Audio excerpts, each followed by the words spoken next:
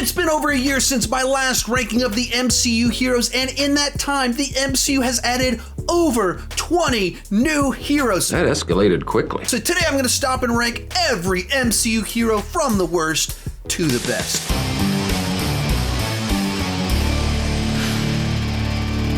Now, to state the obvious, this video will contain spoilers for the entire MCU. You have been warned. And as I go into this, I'm not ranking them based off power or strength, but based off their character arc, characterization, intrigue, just how much I enjoy them and how compelling I find them in the MCU.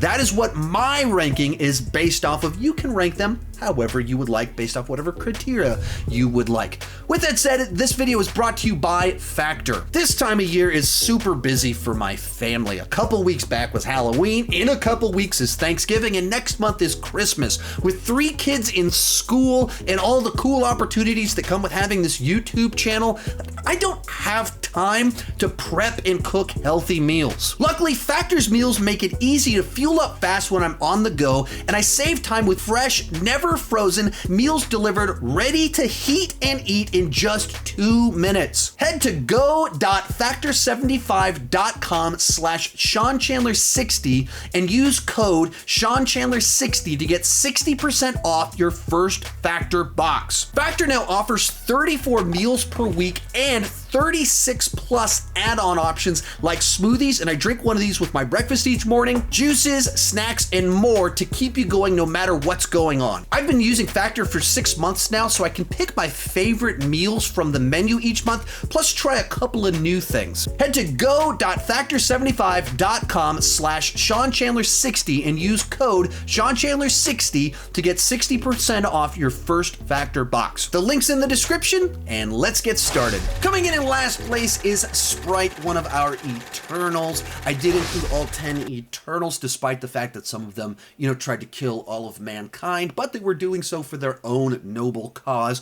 When it comes to Sprite, this is our Eternal that's like 7,000 years old, but perpetually a child, and thus can never mature and live a full life and experience love and the things that everyone else gets to experience.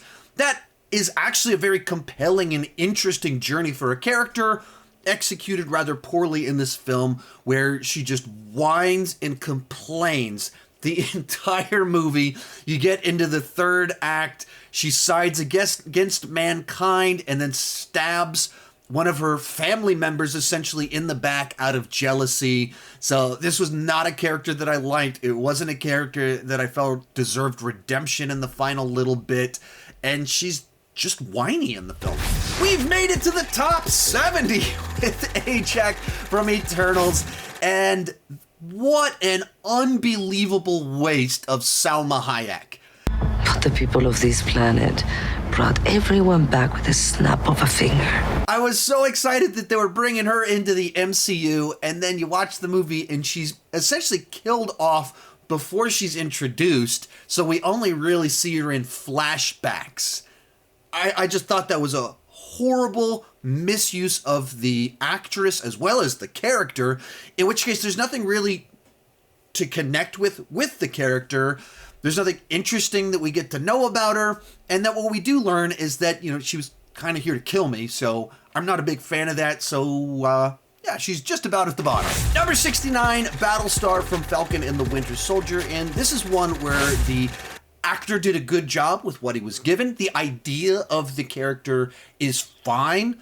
He is essentially U.S. Agent Captain America 2's sidekick, and he's the guy that knows him and sees things in John Walker that the audience doesn't see. And you already have 3 medals of honor. You consistently make the right decisions in the heat of battle. Doesn't see what the audience sees. So there's something kind of interesting in that, in kind of giving us a different perspective on John Walker, but the character is only there to serve John Walker, to prop him up, to give new perspective on him. They kill Battlestar off just to motivate John Walker, in which case they just used the character. They didn't let him stand on his own. They didn't do anything with him. They just used him to prop up John Walker.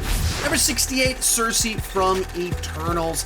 And this is another one where the character's fine. Like, I didn't watch Eternals and dislike the character. There just wasn't much there that I found interesting either, compelling, memorable. Why didn't you guys help fight Thanos?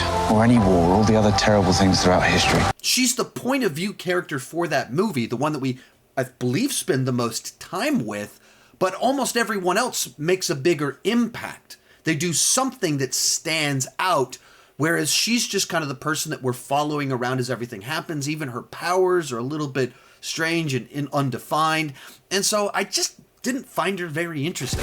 67, new Groot, and James Gunn has made it clear that baby Groot, teenage Groot, is more akin to Groot's son than just being Groot again. And the way that he was used in Guardians of the Galaxy Volume 2 and Infinity War, I found more frustrating than engaging. Really enjoyed original Groot in the first Guardians of the Galaxy, but when you take that same character and make them an immature child and a angsty teenager, the heroic, the fun side kind of disappears. There's a couple cute moments, but even those felt a little bit more forced second, third time around, and so just not a character that I had a lot of fun with. 65, Echo from Hawkeye, and this is one that I assume she'll move much, much higher up on this list once we get to see her own show. I like the idea, in a sense, of the character and the way that she was used as someone who's out for revenge against Hawkeye because of his Ronin years, and she was someone that was deeply hurt by his vengeful side. There's a bunch of stuff with her that could be really interesting, compelling with her connections to Kingpin, but because the number of episodes that were in the Hawkeye season, because they delayed doing the Kingpin reveal until the final into the 5th episode, you didn't really even get to explore the most interesting stuff that was there. So she's there more as an antagonist than even as a hero, and you just get little glimpses of the fact that she's, you know, maybe even more anti-hero. I don't even know if she should be on this list yet, but included her anyway. I'm hoping to be won over more when she gets her own show. Next up, Druig, one of our Eternals. And this is another one where there's ideas introduced involving his character with his frustration about not being able to do more to help mankind. His idea that he can remove suffering by removing free will is a great concept for a story to explore, but in a movie with 10 lead characters and multiple villains in the mix and a new mythology to explore, they're all just kind of put out there, and you kind of go, oh, and then it has to move on to the next thing, in which case he's just petulant, he's just angsty, frustrated, and so there's some moments that are kind of fun, but once again, the Eternals, I think, needed to be a Disney Plus show where we could have just spent more time with all these characters, and all of them would have been way higher up on this list if they'd done that. 64, Captain Marvel, and this is a character that has gotten her own movie, has appeared in Avengers film, but I don't feel like they've handled her very well up to this point in time. In her film, Captain Marvel, she's written in a manner where she's constantly reacting to other people because she has amnesia. People are telling her what she can and can't do with her own powers. And her journey is essentially she's awesome and she finds out that she's awesomer, which isn't the most interesting arc to give someone. And then they put her in Avengers Endgame and they position her to come off really badly. We've spent a lot of time with the Avengers as the Avengers, and then after they suffer this horrible loss, they bring her in to be like, well, I can handle this myself. And that's just a really off-putting way to use a character and bring them into a team, having them talk down to the established characters that we've spent a lot of time with and with them together. So I really hope that they find a way to make it so she connects with characters better, has a warmer personality, and just doesn't come off like she's constantly... Is that like a personal attack or something? Then we have Man-Thing from Werewolf by Night, and this was a really fun character that got a couple of cute little fun moments, some nice little rescue moments where Man-Thing does his thing and destroys dudes. But, you know, you only get like 5 minutes with him. There's not a whole lot here. Should he even been included? Was it just a cameo? Maybe so, but the little glimpse we got made me go, oh, I hope we get more of that. There's just not a lot there. Number 62, Jack Russell, Werewolf by Night, from Werewolf by Night. This is another one where I really enjoyed the character. I had fun with him. I like the idea of he's this loyal friend that sneaks in on a mission trying to help someone out. Once again, though, it's only 50 minutes long. You only get so much time with him. The nature of Werewolf by Night, it's much more plot-based than character-based. So you get little moments to understand them, but you don't get a big enough investment to be like, that was an awesome character, top tier. No, it's like, cool. I'd love to see more of this character. I'm totally on board with that. There's just not a lot there. 61, Scarlet Scarab from Moon Knight. And this is another one that's real tricky to kind of place on this list because for the first 5 episodes of the show, she's just the wife and fellow adventurer of our lead character, at least one of his personalities. And so she's kind of along for the adventure, and she's a nice compliment. She helps us understand who he is and how torn his life is. And then in the finale, they have these twists, turns, all the Egyptian gods get worked up in the final battle. Suddenly, she becomes this avatar of one of these Egyptian gods and becomes the Scarlet Scarab and changes things up just, for the last 15 minutes or so of the season. So there's not a whole lot of her in full-blown hero mode. It was a really nice kind of reveal, like, oh, okay, cool, I see where we're going with. All right, I'm game for that. But then the season's over, so it doesn't really get to play out. It's more of like a nice payoff and a character that I enjoyed, but on the hero side is more of a payoff moment than a journey as a whole. Number 60, Icarus, one of our Eternals, in particular the one that hardcore went against mankind, sided with the Celestials to try and kill all of us, and that was his mission. He was being a hero for the cause that which he was sent to Earth. He wasn't a hero for me as a human on the Earth, but he was a hero for the Celestials and their grander purpose. What's this even made of? Vibranium? And, that's what can make for a compelling villain, in a sense, is when they're the hero of their own story. As a character, he's a bit like the Superman of the MCU, but in the case of this story, he's the Superman of the MCU. I saw him on TV with the cape shooting laser beams. I don't wear a cape. That wasn't trying to save mankind, but kill all of mankind. So this guy's a total jerk, so he only makes it to the top 60. Next up, Kingo, another one of our Eternals. And for me, this is the most fun of the Eternals because Kumail Nanjiani is really funny. So naturally, when you take him, put him in a story like this where he's this Bollywood celebrity that's super famous, that's enjoying the Earth. The only thing standing in the way of the end of the world is me and my sidekicks. Are you serious? He's fun to see on screen, but we're ranking them as heroes, and we get to the third act of this story where they're like, oh no, the Earth's going to be destroyed. He's like, I really like the Earth. I really like my assistant right here. I'm going to sit this one out. I was sent here by the Celestials. I've got a mission. I don't want to go against them. I don't want to go against mankind. So he literally disappears for the third act of the film, which an interesting choice to just have a character, sit it out. 58, Mantis, one of our Guardians of the Galaxy, and she's introduced in Guardians Volume 2 as an assistant to Ego, who keeps being picked on by Drax. By the end of the story, she switched sides, teamed up with them, and in fact is a major part of the first battle with Thanos, where she almost is a part of defeating him till Starlord messes everything up by losing his temper. But, she's cute, she's funny, she has some moments. I have never felt such But she hasn't had like a meaningful arc. Switching from Ego to Guardians isn't really a character arc. There's nothing deeper than, oh, she has some fun moments with Drax. Then we have Korg, one of our Revengers, one of our Asgardians of the Galaxy, and Thor's good buddy. He was a fun a really fun comic relief character in Thor Ragnarok. Really dug him there.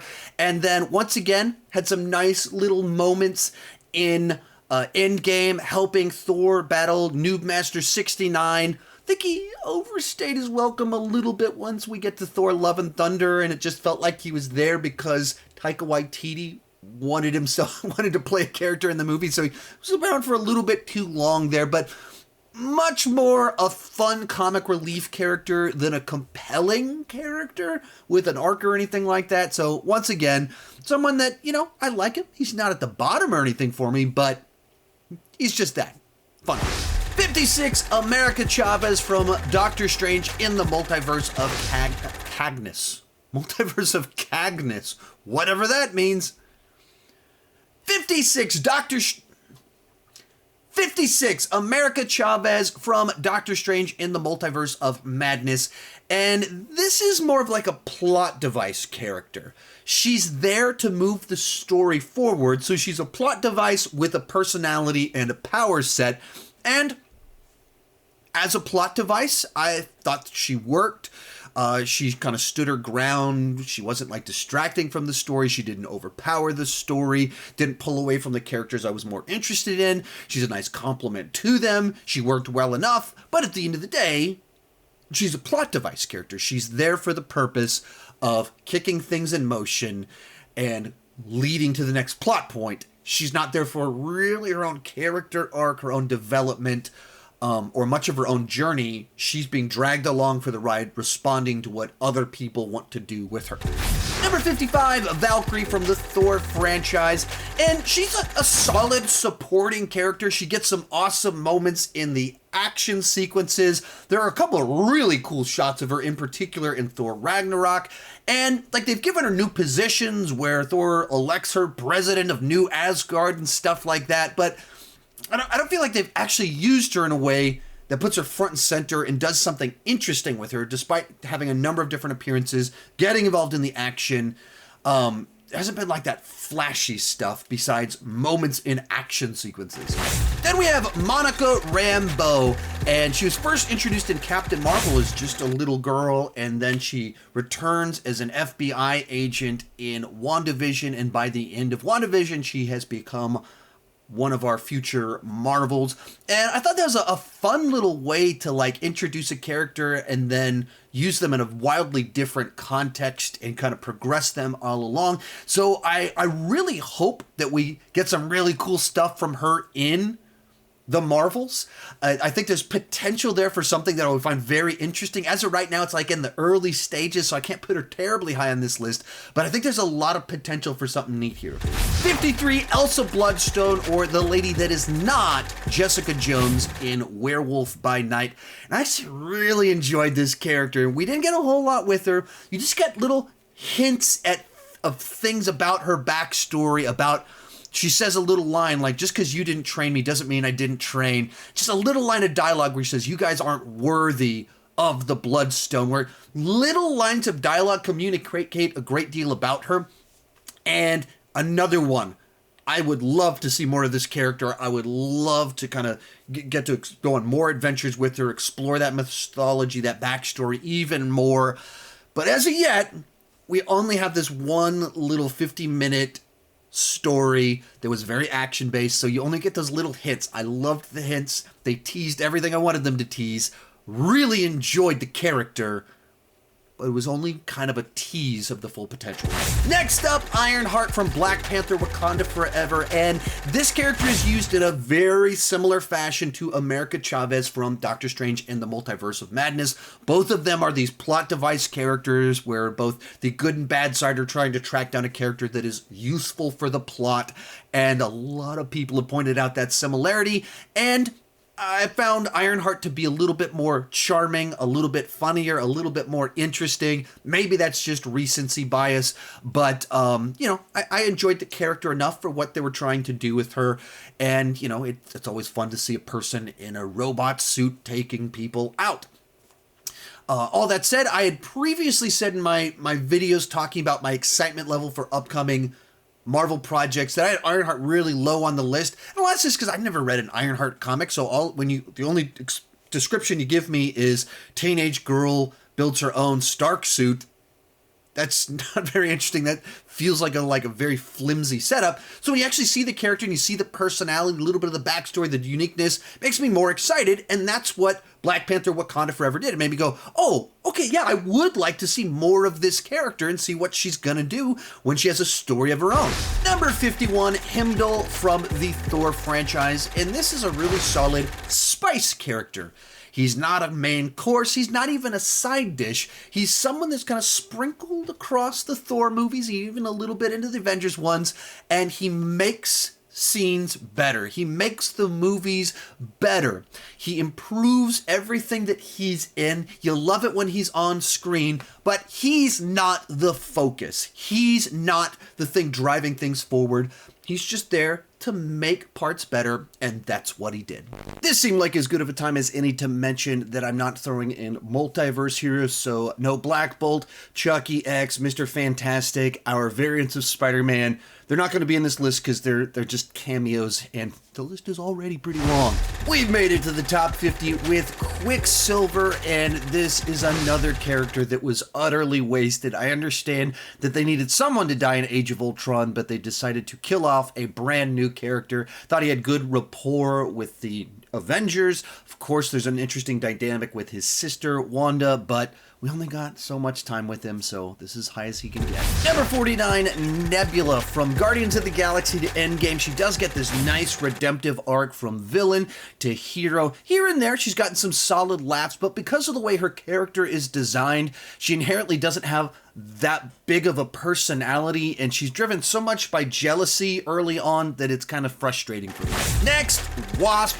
A good enough addition to the MCU since she's been trained to life for this sort of thing. When she gets in on the action, they do some pretty cool stuff with her. But even though she's a title character in the second Ant-Man film, she still hasn't been given that much of her own character arc. And when she's surrounded by Paul Rudd and then legacy actors like Michael Douglas and Michelle Pfeiffer, she just kind of gets overshadowed on a personality level. So she's fine, but that's about it. 47, Melina, a previous generation Black Widow who was the pretend mother to both Natasha and Yelena. And what makes her interesting to me is that she wasn't as inherently noble. She didn't choose to kind of have her own redemptive arc. She went along with a bunch of really terrible, awful things until confronted by her pretend daughters, and in the end she chooses that family and to do the right thing, but she's kind of a coward in a lot of ways for most of her life, and that's kind of interesting in this franchise that tends to put people up on pedestals that are more heroic. 46, Mighty Thor. When they first announced Thor, Love, and Thunder and said they were doing the Lady Thor plotline, I was extremely nervous about that specific plot point, and having seen the movie, despite not liking the film, my issue wasn't the Mighty Thor plotline.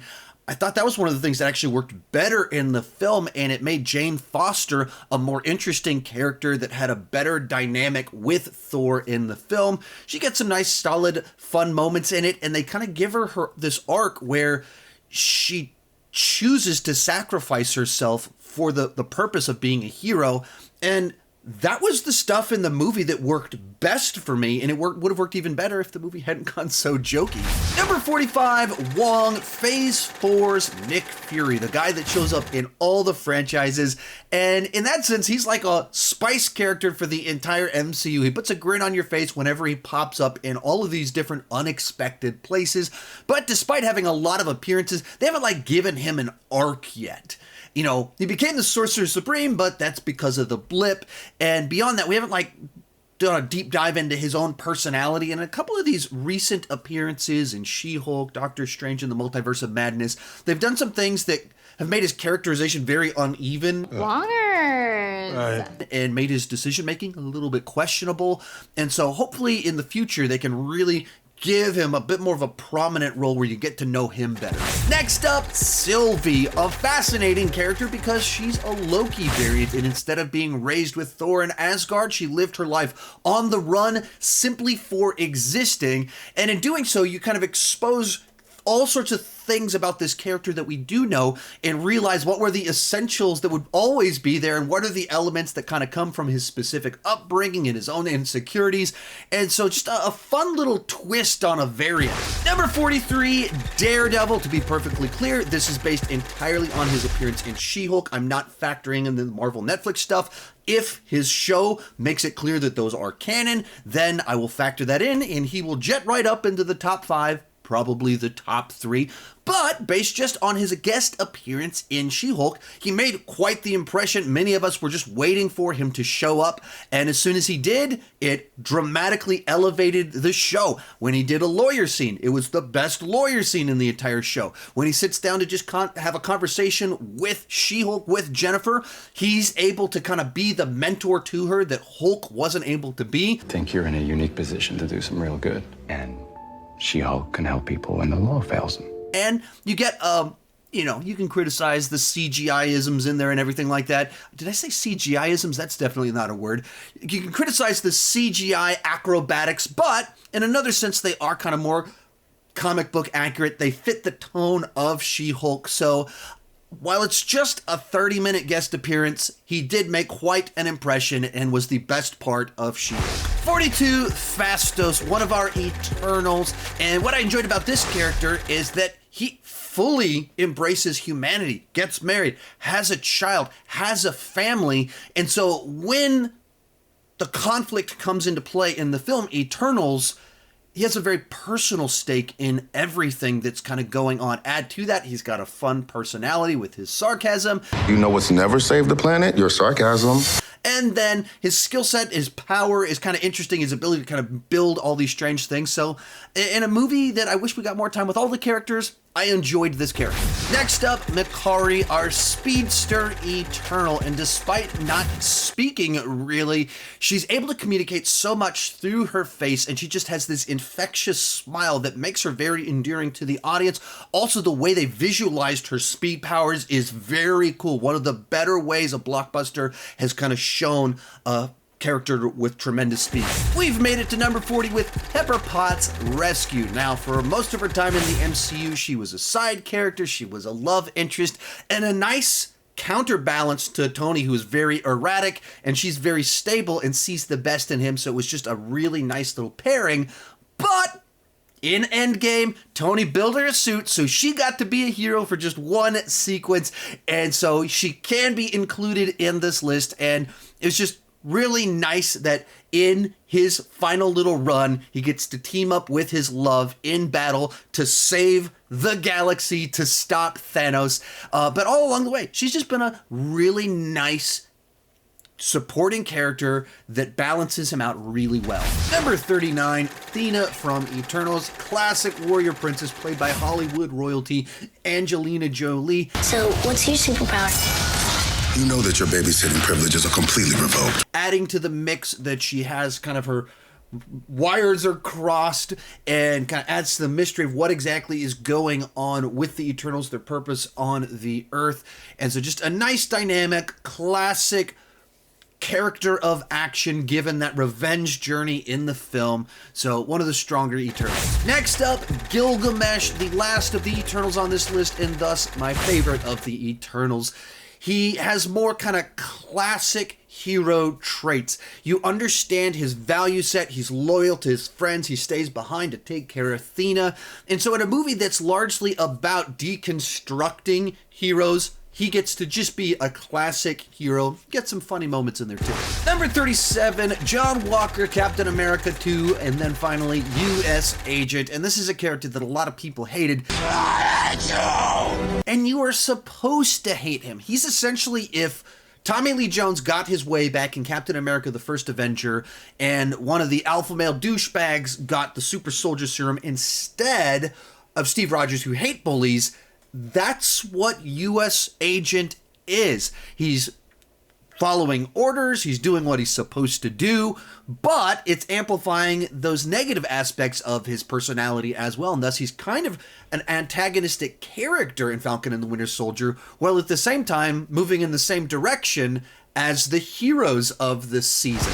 36, Red Guardian from Black Widow, the Soviet super soldier who's a bit of a doofus. He's loyal to his country, but at the end of the day, he ends up being loyal to his fake family as well. Since I enjoyed David Harbour, I thought this was just a really fun character, an interesting idea to have someone who claims to have battled Captain America and tells all these tall tales as he fused this rivalry there, though that's not something that actually happened.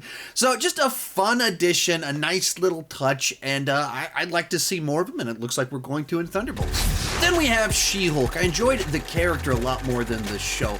A lot of that is due to the actress, who's very naturally charming and enjoyable, and there's a lot of ideas with the character that I thought were really good. That a grown-up that gains these powers wouldn't necessarily immediately want to be in the spotlight, wouldn't necessarily want to drop everything and become a superhero, but that doesn't mean that they don't want to help people at the same time. So if the show continues on, hopefully they can balance that a little bit better and put the focus on the interesting aspects of that character's journey rather than trying to lecture the audience or whatever they were doing with the show. 34, Peggy Carter, and eventually Captain Carter in Phase 4. And she started out as kind of that love interest for Steve Rogers, who was friendly to him and believed in him before he had the powers, and then was that person right along with him during World War II, and that lost love that he never got to have that dance with until, of course, the end of Endgame. And then they found all these little ways to kind of bring her back, whether giving her her own show, having her an Ant-Man, and then in Phase 4, when you can have all sorts of multiverse fun, you get to see what if she was the one that got the super soldier serum after all. And they just had a lot of nice little ways to explore the character from different perspectives, show her character, and, even showing her die at least once.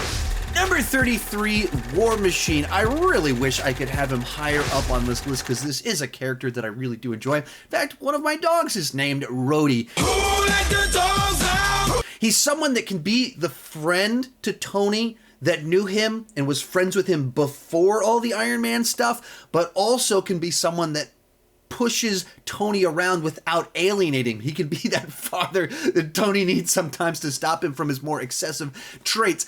But part of the problem here is that he has always been that supporting character to Tony. I mean, he got to stand on his own a little bit in Endgame, but generally speaking, he's been used as that side character. So I'm really excited for him to get his own show or movie, whatever they end up doing with the Armor Wars project. So hopefully he could fly up this list. Number 32, Mobius M. Mobius, an MCU character I definitely wasn't asking for, but thoroughly enjoyed when I got him. He's introduced as this TVA agent that has these amazing conversations with Loki that are a lot more philosophical and poignant than I was expecting. Big metaphor guy. I love it. Makes you sound super smart. I am smart.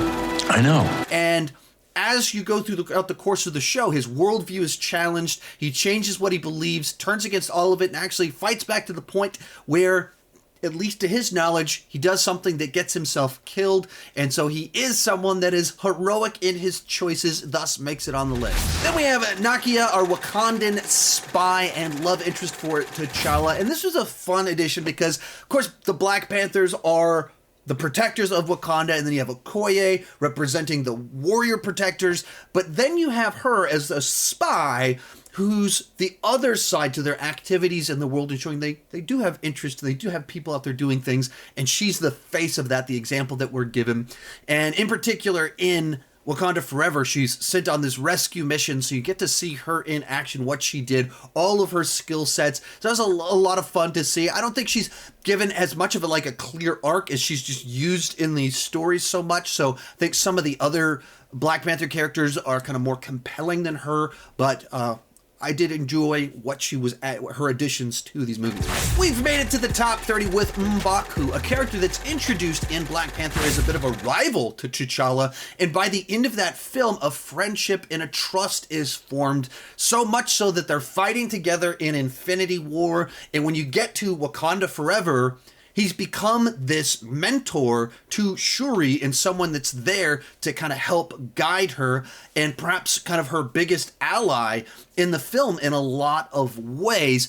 But beyond that, Winston Duke is just a lot of fun and has so many scene-stealing little jokes that he delivers. One more word, and I will feed you to my children. I'm kidding, we are vegetarians. And is a fun presence in these movies that can be pretty heavy. 29, Shang-Chi, one of our Phase 4 new additions, and someone that I'm looking forward to getting to know more as he moves forward in the MCU. In his own film, he has a very different type of origin story because essentially when we meet him, he's running from his past, and he's someone that has all these skills, has all this training, and he wants that not to define his life, and he's drawn back into that world that he's tried to abandon, and in the process becomes a hero in the process. He's a little bit overshadowed in the film by his father, who I think has a bit more of a compelling arc and more layers to who he is, but that doesn't mean that Shang-Chi's not a great foundation for a hero. Next up, Miss Marvel, and I wasn't particularly interested in checking out Miss Marvel based off the trailers. I wasn't particularly familiar with the character prior to watching the show, besides playing the Avengers video game from a few years back. But the character herself won me over. She just has like a certain infectious, youthful energy where she, like the audience, is a fangirl for the Marvel characters, just actually in the world of the MCU. And there's something about that that's a lot of fun that makes her a bit more relatable than pretty much anyone else on this list. And then add to that, they kind of take this on her journey where she has a fun group of friends. Her relationship with her parents is kind of interesting. And she's someone that's playing kind of a local hero, much like Spider-Man, and obviously Spider-Man is a great person. If you're going to copy someone, copy the best, and she copied the best, and so there's just a lot of fun elements to this show and this character. 27, Okoye. She was a solid side character in the first Black Panther with a number of great lines and awesome fight sequences, and then in the second Black Panther, she was kind of promoted a little bit, got a much more kind of compelling arc in there, where you see her as someone that has flaws, where her job is to protect the princess, and against the queen's wishes takes the princess on a mission where the princess gets kidnapped and she gets stripped of her rank and her role by the person she respects the most on the planet. And you can kind of see how she's someone incredibly competent as a fighter and a warrior, but sometimes her discernment might not be the best. And that's what makes for good characters, where they have tremendous qualities, things that you look up to that make them interesting and exciting in the story, but also faults that cause them to make mistakes that have dire consequences. Speaking of characters with flaws, Starlord. And I so wish that I could put Starlord higher up on this list based off the original Guardians of the Galaxy, where he's a classic Han Solo type in the MCU. He's not looking to be a hero. He's not looking to be a Guardian of the Galaxy, but he finds himself in that role and thus a hero. And I feel like they just haven't known what to do with him since then. And they've just doubled and tripled down on some of the immaturity. And so then he's just looking for a father figure and playing catch with his dad in Guardians of the Galaxy Volume 2. And then in Infinity War, he's too insecure. Are you mocking me? Are you mocking me? Stop it, you just didn't do it again. I get having some of that in there and having that character flaw, but when that's like such a defining front and center trait, it hurt the character dramatically when even in the middle of a battle for the fate of half the galaxy, a Guardian of the Galaxy couldn't control his emotions for even 30 seconds. No, you didn't! Stop! Causing them to lose, and it all has to do with him just being so insecure that the character flaw is just too much, and I think it's hurt the character. It was so good in the first Guardians. I'm hoping we get that Peter Jason Quill back for Guardians 3. 25, Gamora, a character who was dramatically helped by Infinity War. Prior to that, she's also been a bit of a dull character, just based off the way she's designed. She's supposed to be the more serious character in the Guardians, and thus doesn't get the big flavorful moments that the rest of the Guardians have.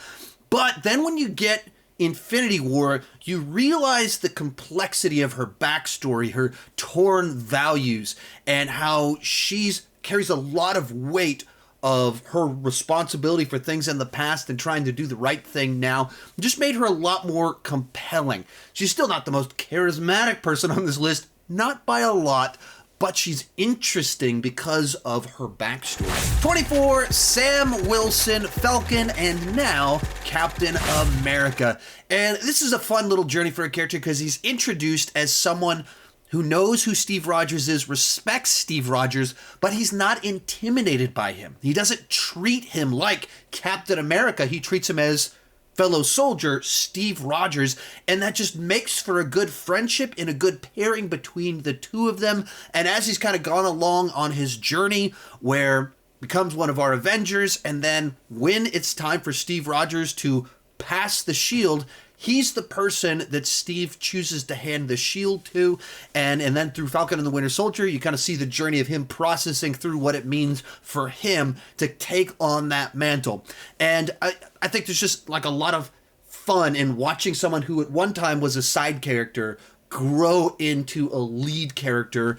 And it'll be interesting to see how it plays out when he gets his own Captain America film. 23, Kate Bishop, and I thought she was just such a fun addition to Phase 4 of the MCU. A lot of that is Haley Steinfeld in her performance. She just has a naturally organic charm to her, as well as a sense of humor that just lightens every scene that she's in. She's very much someone that adds fun to everything, and a lot of that's just the character herself as this person that was saved by Hawkeye during the first Avengers and is a part of the backstory of a shot that we've seen many times. I just thought that was a clever way to bring a new character into the fold, and as this lifelong fan of Hawkeye, and then he becomes her mentor. Fine, live forever without me believing you. I'll just tell every stranger that I see Hawkeye is full of bullshit. Whoa.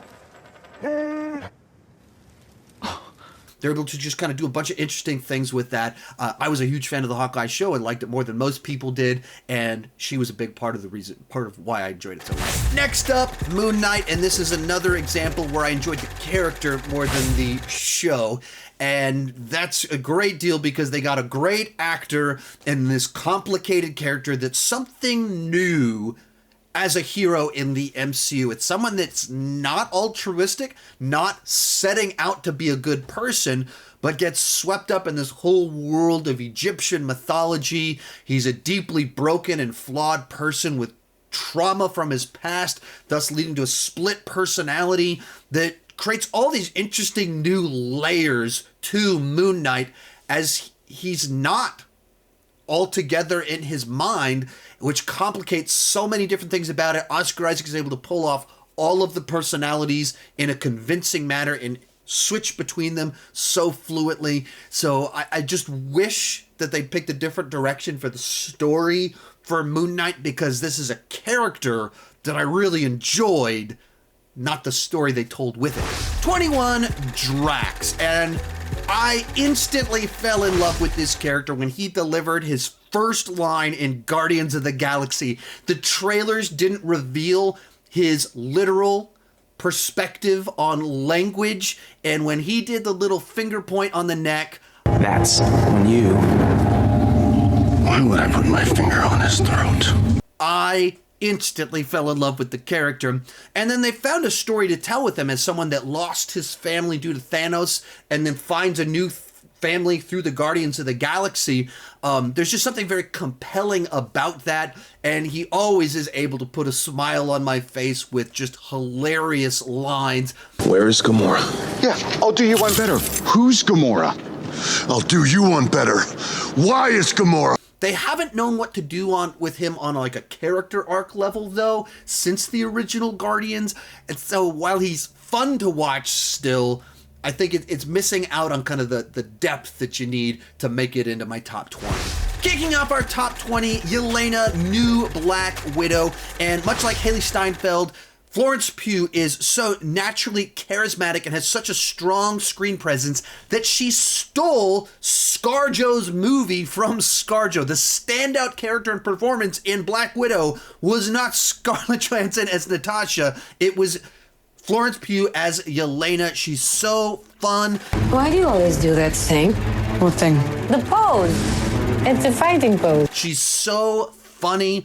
She just commands the screen. She makes every scene better. When she showed up in Hawkeye, it was great to see her interacting with Kate Bishop, where once again, you just have two people that are going to be the future of the MCU. They're naturally very watchable, interacting. It's really tasty, really tasty.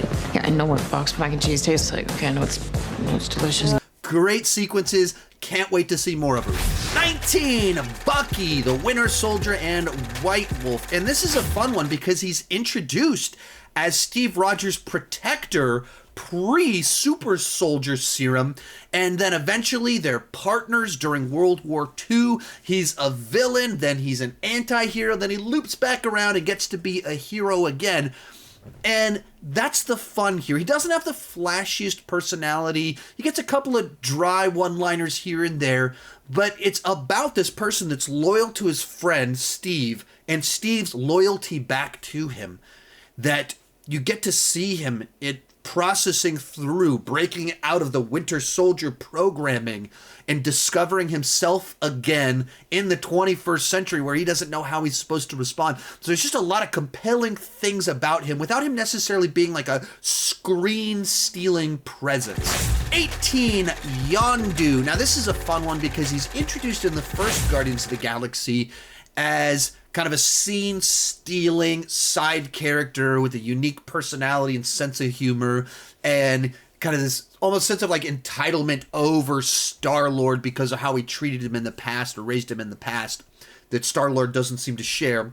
And then they make him this very broken character in Guardians of the Galaxy Volume 2 that show him in the moments outside of the bravado when he's leading a crew.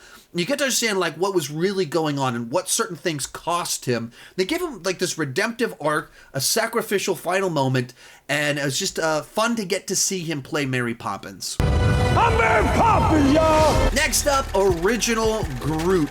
And when they first announced Guardians of the Galaxy, I thought Kevin Feige had lost his mind because I just had no idea how they could tell a story in cinematic form with a talking tree that only said, I am Groot. But the brilliance of James Gunn is he was able to take such a weird character and make him so wholesome in a sense, as well as dangerous, funny, and a character you actually connect with and feel his emotions to the extent that it can pull off a line as sappy as,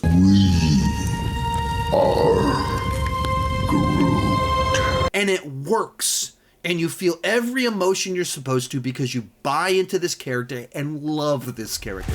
Number 16, Nick Fury, the most comic accurate casting of all time since the Ultimates version of Nick Fury was based off of Samuel L. Jackson, and he was sort of the glue holding together the first three phases of the MCU. I'm here to talk to you about the Avenger Initiative. As this character that pops up in all the different franchises to recruit all the different characters for the Avengers.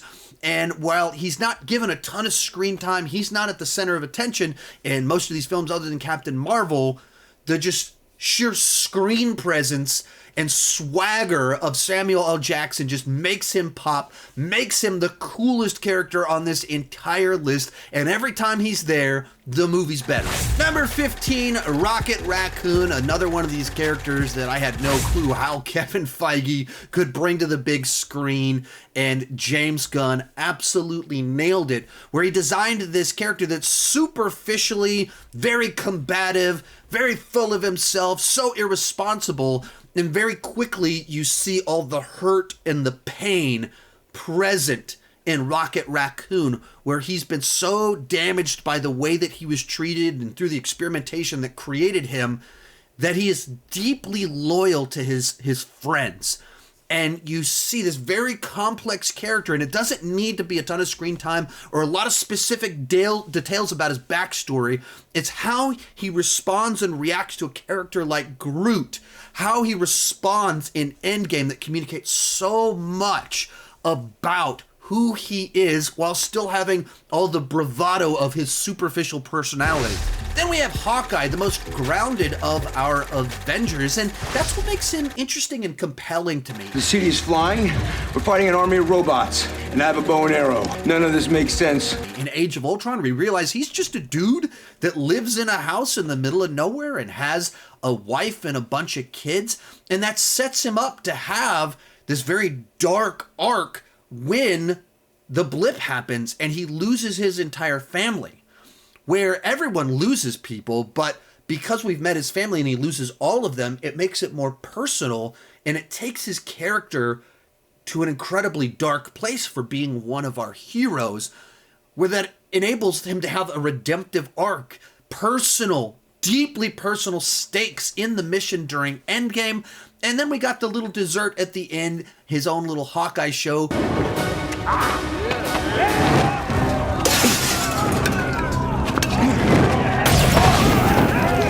That gets to show his lighthearted side while also dealing with the ramifications of how dark his character did go during the 5-year Armageddon that took place. And so the fact that he's not the most fantastical, that he is just a guy with a bow, that's what I enjoy.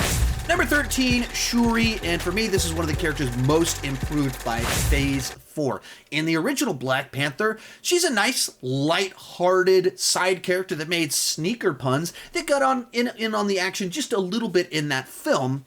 And then, with the death of Chadwick Boseman, she kind of gets promoted in the second film. But more importantly, they give her this very dark arc. That movie kicks off establishing that she's losing faith and is escaping the reality of the death of her brother by diving into her work. And it sends her off on this journey where she's an atheist consumed by vengeance in a society filled of people of faith. And she's kind of pushing everyone away, to the extent that when she does take the herb to become Black Panther, she sees her own enemy. That's the person that she wants to take inspiration from in that moment, though she doesn't know that on the surface level, that's what's going on underneath, and embraces the vengeance.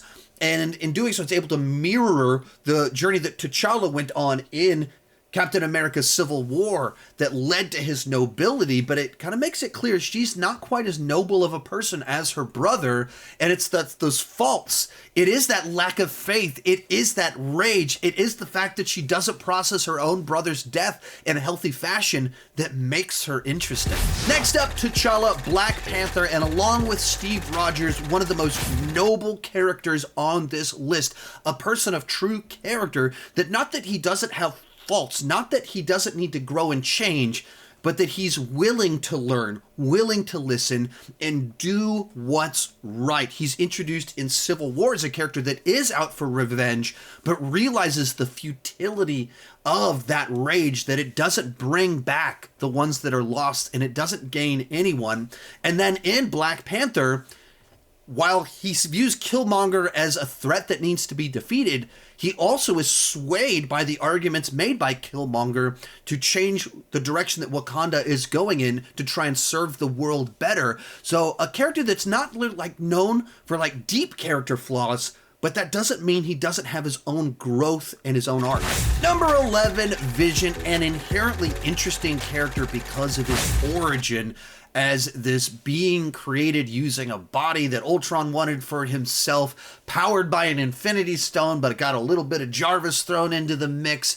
And you just get this character that's always a little bit of a mystery. He's designed to be a scene stealer, whether he's picking up Mjolnir, talking with Ultron, or having date nights with Wanda. He's always fun and in very different ways. Now, we never got to see real Vision in his full potential. Felt like they killed him off because I knew he'd be too big of a threat for Thanos. And then we get to see this fake version of him that was Wanda's idealized version of him in WandaVision that just sees how kind of complicated of a character he really is. We have made it to the top 10 with Thor, and I know a bunch of you are just in shock that Thor is this low on the list. This is pretty much the worst video ever made. I know he's obviously one of our premium original Avengers, and he's had so many great moments. He's had so many great storylines. He's a character that's had a tremendous character arc, from egotistical Prince of Asgard to humbled Avenger to losing everything to being out for revenge. He's had an incredible arc, but he's the character that has the least consistent characterization in the entire MCU. And I just can't put him higher on the list when they can't write him consistently at all. And some of the stuff in Endgame, in the fat suit, and he's the big Thorbowski, as well as in Thor Love and Thunder when he's doing Jean-Claude Van Damme split kicks, it feels like a parody of Thor. Some of this stuff just doesn't feel like a real continuation of that same character. I have to knock him down. Number 9, Hulk, and much like Thor, this is a character that's one of our original Avengers, one of the top characters in a lot of ways, but that also has had his own issues with being a consistent character. Some of that simply because there was a very dramatic recast between the Incredible Hulk and the Avengers, and Edward Norton and Mark Ruffalo have very different energies and screen presences. That has consequences. And some of it is, as they kind of went along, they moved away from Incredible Hulk, Smash, Anger Monster to, through the last 4 years, he's Professor Hulk, and has kind of lost some of the magic there. What makes Hulk interesting is the lack of control and a very conflicted Bruce Banner. And when you lose that, he's not as interesting of a character, and so I think they've weakened him since Endgame. Next up, Wanda the Scarlet Witch. Sometimes she's an Avenger, sometimes she's a villain, sometimes she's in a sitcom, and it's the fact that she's one of the most broken people on this entire list that makes her so compelling. In and of herself, she wants to do the right thing. She wants to find a place to fit in, but she's lost so much. She's lost everyone that she's ever loved. I can't feel you. And that turns her so often to really, really dark places. But even what drives her to those dark places is that desire for love and connection.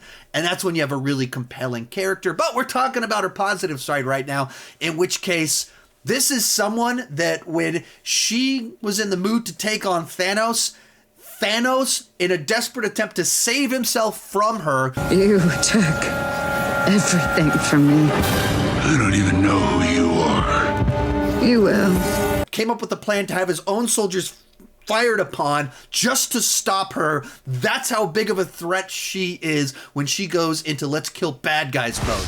Speaking of dark, tragic characters, that's not the way I would describe Ant-Man.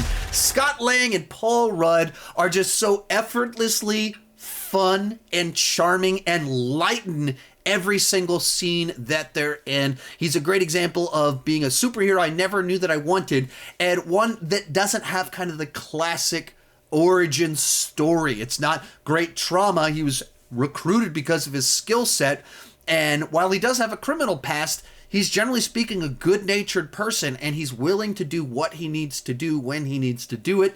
And so it's just someone that's just an absolute delight when he shows up. And while he might not have the biggest motivations, compelling, dark backstory, he's so fun to see on screen. Then we have Black Widow, a character introduced in Iron Man 2 as a side character who has a mysterious past and who's very clearly competent in a fight. And with each new entry, they dug a little bit deeper and kind of revealed how dark her history was, that she's done a lot of things that she's trying to make up for as an Avenger, as a hero. And what are you now? I got red in my ledger. I'd like to wipe it out. Your ledger is dripping. It's gushing red, and you think saving a man no more virtuous than yourself will change anything? And someone that has never had a real family, and thus has found family in the teams that she's been a part of, and the friends that she's made on those journeys, as hokey as that might sound in a certain sense. And so someone that just kind of got better and better as the franchise went along, as we got to know her more and more. In 5th place, Loki, one of the most complex characters on this list, as he's very frequently a villain. He's always out for himself, but that doesn't mean that he's not someone that has a heroic side to him, that's not willing to do the right thing in specific situations. And even his relationship to others always has multiple layers to it, where he will be at odds with Thor, but he loves Thor, and he'd sacrifice himself for Thor. He'd also try to kill Thor. He'd do all of these different things because he's someone that's always trying to find his place and always trying to earn the respect of others, always trying to gain power, while at the same time having people and things that he does value at his core. And it seems like every time you think you get to know him, there's always a little bit more to him. And he's also an interesting character because he's someone where we've had a little bit of a reset with him, where with the Loki series, they do this branch off. And so we've seen 2 different versions of how this character would grow and change after the events of the first Avengers movie, in which case you're exploring him and you see how different events shape who he turns into. In 4th place is Doctor Strange, a character that I would say is one of the MVPs of Phase 4. He's introduced in Phase 3 as just this egomaniac who's in a car crash and just treats people horribly because of it, and through his pursuit of healing his hands finds the world of sorcery and a little bit, not a ton, but a little bit of humility in the process. And so there's just something fun about a character that's that full of himself, but also that competent to kind of earn some of the horrible ways that he treats people. And in Phase 4, even through his What If episode, or actually maybe particularly because of his What If episode, they're able to dig in deep into the fact that he truly does love Christine and needs certain people in his life to balance him out.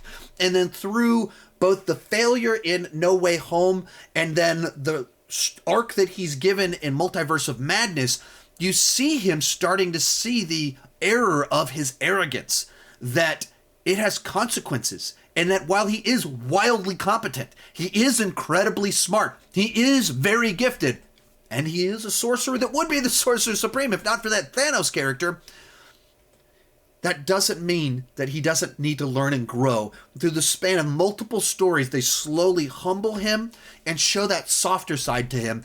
And I mean, I thought his What If episode was just phenomenal and a big part of why he got moved up this list. Real quick before I give you my top 3, remember to join me down below in the comment section. If you're up for the challenge, share your ranking of all 71 MCU heroes and throw any other characters in the list if you'd like. Or who's your top 5 favorite MCU heroes, and who do you think are the worst heroes in the MCU? Also, if you enjoyed this video, I've done a ton of other content just like this. I've ranked the movies, the phases, the villains, the final battles, the Stan Lee cameos, post-credit scenes, so much more. If you like the MCU and you like ranking content, check out this playlist somewhere around here. There's another video in there that you will love. In 3rd place, Steve Rogers, Captain America. And what I find so compelling about him is that he does have this classic sense of nobility and heroism, where even when he was puny Steve Rogers, he wanted to serve in World War II because it was the right thing to do. And he carries that simple sense of nobility into the 21st century.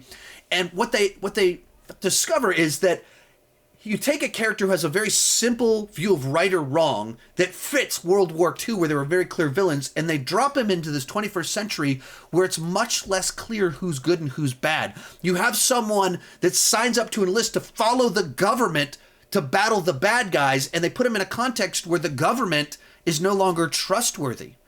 And you can't simply follow orders anymore. And they take his simplicity, his heroism, his trust in government systems, and put him in a context where that doesn't work anymore. And that's what makes him so compelling. They found the right stories to tell with his character. And they also design him as someone who's deeply loyal to his friends in a sense that puts him in conflict with other friends. He does have flaws. They're not as overt as a Tony Stark's or a Wanda Maximoff's, but he does have flaws, and they find the right way to use them that leads to conflict in the stories, and I thought they gave him such a great finale send-off where he got that final dance with Peggy in Endgame. Our runner-up, Spider-Man, and when he swung into the MCU, they had a little bit of a challenge in that they'd already told the classic Spider-Man stories in both the Raimi and Amazing Spider-Man sets of films, and so they had to find a new way to explore the Spider-Man character, and I just thought they did a great job of using him to give us the teenager's perspective on the MCU, letting us have this high school superhero that is immature, that is impulsive, that really does need to learn responsibility. And then the cherry on top of all of it is they found a way to do the classic Spider-Man origin story in an entirely subversive way. It's in the third film in his trilogy and his 6th appearance in the MCU. And it's not Uncle Ben, but it's Aunt May. And because they did it in this manner, we spent a lot of time with that character, Aunt May. So when she dies, it carries so much weight. And when she says the classic line, with great power comes great responsibility, and she has her slightly different version of it, it carries weight. And you realize as you're watching, Spider-Man No Way Home, which for so many other reasons is just this gift to Spider-Man fans, that we're getting his origin story in an unexpected place and in an unexpected way. So often when we talk about subverting expectations, it's a negative thing. Here, it's a great example of how to do it. Have a complete character arc, a fun, charming character that also has a lot of emotional weight and really grows and changes across these films. But number one for me has to be Tony Stark, Iron Man. On so many different levels, this is the character that built the MCU. They took kind of a B, C level Marvel character for the general public. Comic book readers, of course, knew who he was, but to the general public, Iron Man was not this big popular character until Robert Downey Jr., Feige, Jon Favreau just elevated Tony Stark to the mainstream. And one of the great examples of merging an interesting character with the perfect casting to make something special. But what makes Tony Stark so interesting is that he is a deeply flawed man. He's not a good guy at the beginning of the first Iron Man film. He's very much ignoring the ramifications of what he's doing. He's profiting from selling weapons. And he goes on a quite literal hero's journey where he goes into a literal cave, comes out a different person, and tries to be the better version of himself. You're gonna kill yourself, Tony.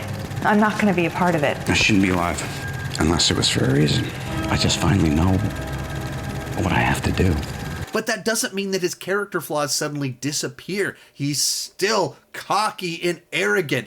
He still is impulsive, creates Ultron in Age of Ultron, but they give him such a complete arc where they allow him to have 5 years where he settles down, gets married, has a kid, and leaves the battle behind, but he still has to fully complete his mission and his purpose. And so they give him a sacrificial finale at the end of Endgame, and it was so satisfying. It felt earned. It's one of the great character arcs in all of comic book movie history. So he comes in at number one. Remember to share your ranking down below in the comments. If you want more content like this, check out that playlist right over there. And also, if you want delicious meals delivered right to your front door, check out the link down below in the description. Thank you so much for watching, and keep talking movies too much. Bye-bye.